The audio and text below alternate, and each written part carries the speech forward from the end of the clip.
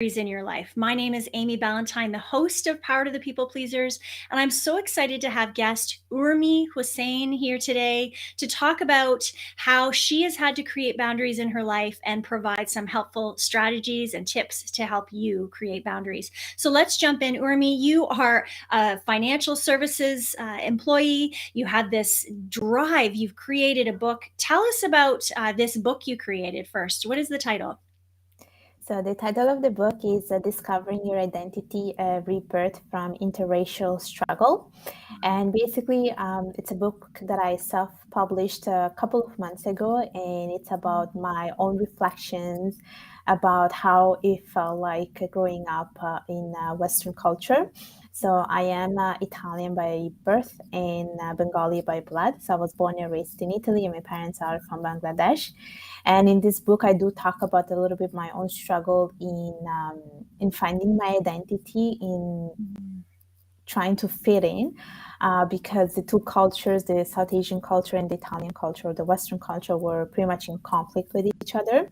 Yeah. So this book is really about my confessions, my reflections, and I make contrasts between the two, and I talk about different episodes that happened to me when I was a kid. So for instance, things like what it felt like going to a very Catholic school, for instance, what it felt like having only Italian friends, what it felt like being the only non-Italian person in the classroom, because especially when I was growing up, there were not that many immigrant kids. And so in this book, I talk about a little bit about these little episodes that I felt it was the right time to share, because it was something that I was carrying inside of me, and that I wanted to share to other people. Wow. I think that's a very powerful message. I'm sure there's many people who can relate to having the culture mix, right? And to having different things come up along the way. I'd love to hear, we're here empowering people who have people pleasing tendencies, right? Putting themselves last in service to others. How did that show up in your life? So it was always part of my life. And I think I grew up with this mentality that it's our job to please people, especially from the cultures that I am from. Like it is our job to always say yes. And for the longest time, I thought that my job was to make everyone happy. And for many years, I went on saying to people, yeah, I will make sure that everyone is happy. I will make sure to like say yes to everything. And then in the last year, this has changed, because I started to realize the negative impact it was having on my life, where I was doing things not to choose myself first, but I was always choosing other people and their own happiness. But it was coming at a sacrifice that my own happiness was suffering from it. And this is when I started to like become a bit more aware of like, it's not your job to please everyone. It's not your job to say yes to everyone. It's not your responsibility of how people feel. And that's when I started to understand a little bit about like putting boundaries and protecting yourself.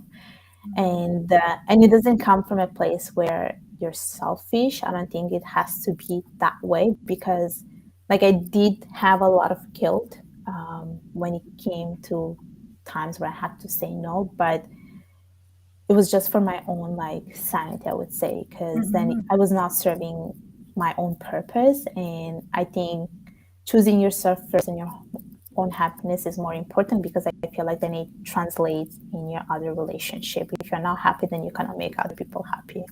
Yes, I love that. It's that idea. I mean, we hear this all the time, right? Put your oxygen mask on first. Mm-hmm. In order to be of service to others around us, we have to start doing a better job of taking care of our own needs. Otherwise, we're going to reach those burnout points. So I love that. Was there a particular catalyst, Urmi, that caused you to have this awareness? You know what? I don't think there was a particular moment that I was like, okay, this is it. I think it was me having conversation with other people that felt the same way. Wow. So I am lucky enough that I have a circle of people that like come with the same as the same background as me, and I just started to open up to them. And that's where I feel like by exchanging ideas, by exchanging how we were feeling, expressing how we were feeling, I just came to become aware of it, that, it's okay if you're feeling this way. And I used to feel that it's not normal that I'm feeling this way. It was always something that I was carrying within myself. And that's when I realized that, what, it's okay to put yourself first, and it's okay to put boundaries, because I think it's more important to protect your power, your energy, before you get basically smashed by other people. And so, and that's how I started to become like important, how, like, I started to realize that how important it is that we protect ourselves.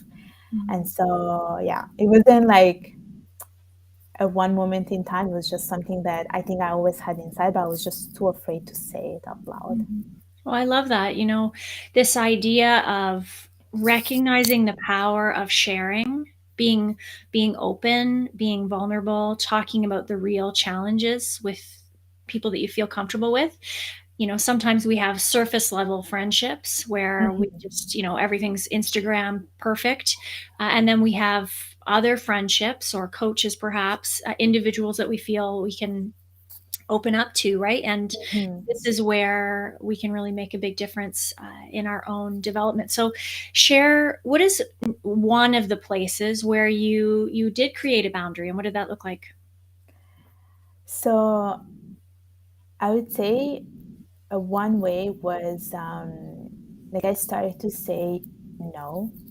And because, like, there were times where, friends would ask me, for instance, like, to do something, to go with them in some places, and maybe I was not, maybe, like, I did wanted to say in that moment because I felt like I have to, but then I started to realize that I don't need to say yes. It's okay if I take time for myself. It's okay if I do some self-care to re-energize. And this is when I first started to say, like, no to some social events. So if, like, people would invite me, let's say, to a party, or people would invite me, let's say, to a wedding, I would just say no straight up.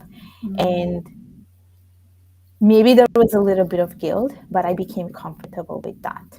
Yeah. I actually became, with time, I became comfortable with that, because I think it's more important that I do take time for myself. And if it's not serving my purpose, I don't think there is a need for me to be there.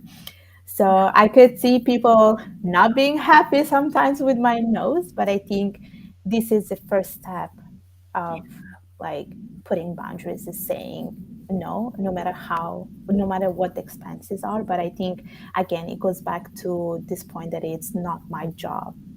It's not my responsibility on how people feel about it. Mhm. So that was my very, very first step. So saying no. So I love the words that you use. I don't need to say yes. It's important for people to listen. One of the things that I talk about a lot in my coaching with clients is listening to the words that we're using and the amount of pressure we're putting on ourselves. So I don't need to, or I don't have to, right? Need to, Mm, have to, should. All of these words are so filled with this load and load of pressure. Recognizing, you know, who is putting the pressure on me? And yes. lots of times it's been, my own self, or clients are saying, well, it's me. There's no pressure from other people, or maybe there's pressure from parents for different ways, because that's how they were raised, and are carrying it on. But we get to choose to be adults in our own life, to be the, step up and parent ourselves now as adults, to say, you know what, I'm going to be mindful of how often I'm saying that word need to, and really looking. I love that you said, social events, really looking at how does it feel in your body when someone asks you, to go to this event. If your body is giving you signals that it's not a good fit, Yeah. let's listen to that, right? Let's listen to this body communication. Let's check out our words, the pressure that's coming up. So learning to say no. Okay, what is another place where you had to put up a boundary? So another one was, so basically, like, I grew up in a sense that it never felt like I was enough, and it never felt like whatever I was doing was enough. And there was another big one, especially because, going back to what you just said, is that often I never question anything, like never. I would always say to whatever I was told. I never responded back. I always said yes because I thought that my job was to please people. But then I realized that no matter what level I reached, it was still not enough for anyone. Like I would either be compared, most of the times I was compared to other people's kids, or their kids of other people were compared to me, which I didn't like. And there was this pressure coming from like a lot of like relatives and family members, which I didn't agree with. And it was this whole concept of like not being enough. And I think this is something that I realized and learned through time, is that a lot of cultures, a lot of society, they will always make you feel like you're not enough. No matter what you do, whether you do good or bad, it's still not enough. You reach, let's say, a level, let's say you reach a certain level, but then they push you to reach even further. And it's because, also because of the culture that I grew up, the reputation, the social status, the net worth is so much more important because we associate that to success. But then I started to realize that for me, that's not what success means. Success really means other things, just doing the things that I love. And that's when I started to realize that I don't want to perform to fit in a role. I don't want to be what people want me to be. I just want to be myself and do whatever I do. And I learned that, you know what, I'm enough no matter what. Yes. So Yeah. yeah, I'm enough no matter what, and I'm complete no matter what as a person. And so that's another point where I'm not doing things to fit in a role. I'm just doing things to be myself. And I do get a lot of people being upset with that, but it's a thing that they have to learn. And this is where you have to like break all this cycle, I would say, or, break the stereotypes basically. Yeah, I love that. I love the power of how you said that you are enough. That is, if only every single person listening to this would just stop and say, I am enough. It doesn't Mm-hmm. matter. I talk about this a lot. It doesn't matter how much you're doing or not doing, how much you know or you don't know. I think about that moment when we look at the brand new baby, right? A new baby can't walk, it can't talk, it can't feed itself, it can't earn money, it can't all of these things, but Mm-hmm. yet it's enough. Yeah. And so Yeah. are we. And we might be a more evolved version of ourselves, but we are still that small little human who was enough in that moment, and nothing has changed, right? Yeah. But we forgot that along the way. So I love that, what you're sharing. And I also love what you said about connecting with your own version of success. Mm-hmm. That's so powerful. Yeah. So Yeah. powerful. So I would love to know, you wrote this book. What was the catalyst for writing the book? Lots of people say I want to write a book and then they never do anything. So Yes. Basically, what happened is I read a similar book from another girl not too long ago, and it was basically from this woman. She's Canadian Pakistani, and I read her book and I just could relate so much to her story. And so I reached out to her and I said, how did you write this? Because her book was all about confessions. It's like when I was reading the book, I felt like I was inside her head, and everything she was saying, it was like, this happened to me.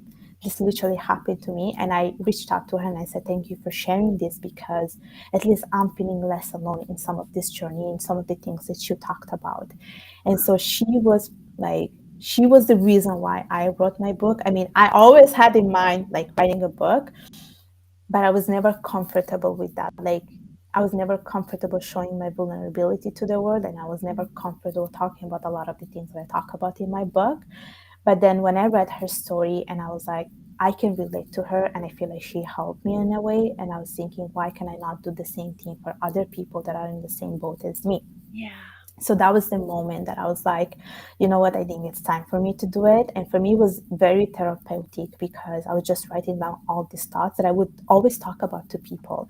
And people would be like, you know what, this is a good topic for a book. You have to write this in a book. And that's when I was like, you know what, I'm going to start with this. I'm going to talk about a little bit about my childhood, because I think I'm still like carrying a little bit of anger and frustration and this trauma that happened to me when I was a kid, like always pleasing other people, always saying yes because it's meant for me to say yes, always, doing the things like dressing a certain way, talking a certain way because I was told that's the only way to do it. And I think I've been carrying this with me for a long time. And that's when I was like, you know what, I have to get this written somewhere and get it out there so that if someone is picking up my book and actually relate to it. And so that was the moment that I was like, yeah, I think it's time for me to talk about it. So I'm glad I did because I think I embraced a different side of me that I was not aware of, and that's how I was able to get out of my comfort zone in a way. Yeah. I love that. I love, this idea of we we're in a world that spends a lot of time comparing. You mentioned that earlier, and you have taken a moment where of inspiration from another Mm-hmm. human who was vulnerable and open, and instead of, we sometimes can go into that darker place of comparison. You took it and used it as inspiration to take action as part of your healing, as part of, moving into a new phase of yourself. I love that. I think that's so powerful. So, Urmi, we will put a link when I put this audio over into Anchor. We will put a link there for your book so people can grab a copy of that, and maybe you're going to be the catalyst for hundreds of other people sharing their story. I love it. So, is there anything that you would like to add as we close out our message around creating boundaries today? Yes, and this is something that my closest friend told me because she really empowers me, and she always talks about boundaries, and she teaches me good things about healing from trauma, and it's not our job of please other people. And one of the suggestions that she gave me was that whatever you do in your life, always make a decision based on what will bring you to your closer self, and that's what I also wanted to share to other people, is just always be honest to yourself, and whatever you decide to do, just make sure that it's bringing you closer to who you want to be in life. Yes, being in alignment. I love it. Well, it was such a pleasure to have you on the show today. Urmi, thank you so much for joining me. And for everyone who listened, please stay tuned for the next episode of Power to the People Pleasers. My name is Amy Ballantyne, and I'm thanking so much for having you here today. Bye now.